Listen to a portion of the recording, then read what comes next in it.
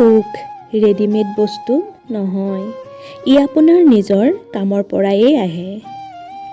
কৃতজ্ঞতাই সাধাৰণ দিনবোৰক ধন্যবাদৰ কথালৈ ৰূপান্তৰিত কৰিব পাৰে। নিয়মীয়া কামবোৰক আনন্দলৈ ৰূপান্তৰিত কৰিব পাৰে আৰু সাধাৰণ সুযোগবোৰক আশীৰ্বাদলৈ সলনি কৰিব পাৰে।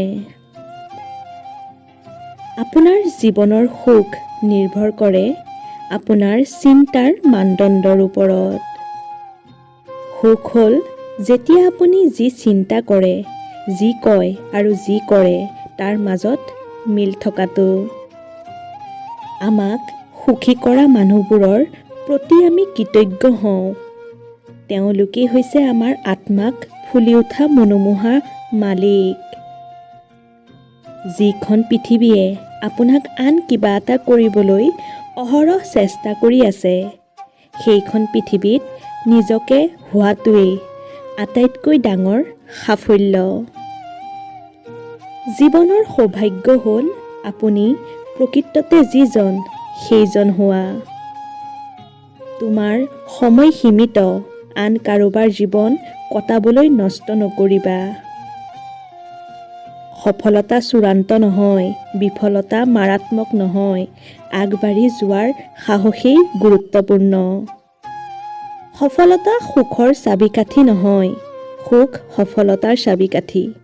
যদি আপুনি যি কৰি আছে তাক ভাল পায়, তেন্তে আপুনি সফল হ'ব।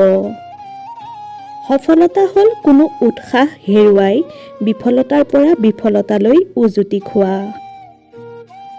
আটাইতকৈ শক্তিশালী যোদ্ধা দুজন হ'ল ধৈৰ্য আৰু সময়। দুৰ্বল মানুহে কেতিয়াও ক্ষমা কৰিব নোৱাৰে। ক্ষমা হৈছে শক্তিশালীৰ বৈশিষ্ট্য। ভুল কৰাটো মানৱীয়, ক্ষমা কৰা ঐশ্বৰিক। জীৱনৰ উদ্দেশ্য হ'ল ইয়াক জীয়াই থকা অভিজ্ঞতাক সৰ্বাধিক সোৱাদ লোৱা, নতুন আৰু চহকী অভিজ্ঞতাৰ বাবে আগ্ৰহেৰে আৰু ভয় নোহোৱাকৈ হাত আগবঢ়োৱা। মহান কাম কৰাৰ একমাত্ৰ উপায় হ'ল আপুনি যি কৰে তাক ভাল পোৱা। যিমানেই সৰু নহওক কিয়, কোনো ধৰণৰ দয়াৰ কাম কেতিয়াও অপচয় কিন্তু নহয়। নিজকে বিচাৰি উলিওৱাৰ আটাইতকৈ উত্তম উপায় হ'ল নিজকে আনৰ সেৱাত হেৰুৱাই পেলোৱা।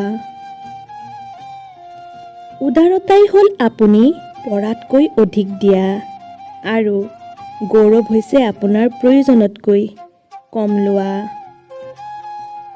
মনত ৰাখিব, সৰু দয়াৰ কাম বুলি কোনো কথা নাই। প্ৰতিটো কাৰ্যই কোনো যুক্তিসংগত অন্ত নথকা এটা ঢৌৰ সৃষ্টি কৰে। ভাগ্যই তেওঁকহে সহায় কৰে যিজনে কঠিন পৰিস্থিতিৰ সন্মুখীন হৈও নিজৰ লক্ষ্য পাহৰি নাযায়। বিশৃংখলভাৱে কৰ্ম কৰা লোকসকলে না সমাজৰ মাজত সুখী হ'ব পাৰে না বনত। যিকোনো এটা কাম কৰিব যোৱাৰ আগতে ৩টা প্ৰশ্ন নিজকে কৰি লোৱা ভাল।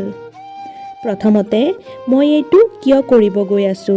দ্বিতীয়তে, ইয়াৰ ফলাফল কি হ'ব? আৰু তৃতীয়তে, মই সফল হ'ব পাৰিমনে? এলেহুৱা মানুহৰ কোনো বৰ্তমান আৰু ভৱিষ্যত নাথাকে। সফল হ'বলৈ ভাল বন্ধু আৰু বহুত বেছি সফল হ'বলৈ ভাল শত্ৰুৰ প্ৰয়োজন। দুষ্ট মানুহৰ মিঠা কথাত কেতিয়াও বিশ্বাস নকৰিবা। তেনে মানুহে নিজৰ প্ৰকৃত স্বভাৱ কেতিয়াও ত্যাগ কৰিব নোৱাৰে। যিদৰে সিংহই কেতিয়াও উপদ্ৰৱ কৰা বন্ধ নকৰে। ভয়ক পৰাপক্ষত ওচৰত আহিব নিদিবা আৰু যেতিয়াই ই ওচৰত আহে, ইয়াৰ ওপৰত আক্ৰমণ কৰিবা। পৃথিৱীখন প্ৰয়োজন অনুসৰি চলে।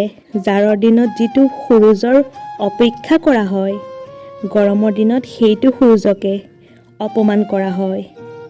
মানুহে আপোনাৰ মূল্য তেতিয়া বুজিব যেতিয়া আপোনাৰ প্ৰয়োজন হ'ব। নহয়নে বাৰু? ধন্যবাদ বন্ধু বান্ধৱীসকল, আজিৰ ভিডিঅ'টো ইমানেই। যদি ভিডিঅ'টো ভাল পালে লাইক এটা কৰি শ্বেয়াৰ কৰি দিব আৰু এনেধৰণৰ ভিডিঅ'ৰ বাবে আমাৰ চেনেলটো ছাবস্ক্ৰাইব কৰি দিব। আজিলৈ আহিছোঁ, পুনৰ লগ পাম নতুন এটা ভিডিঅ'ৰ সৈতে।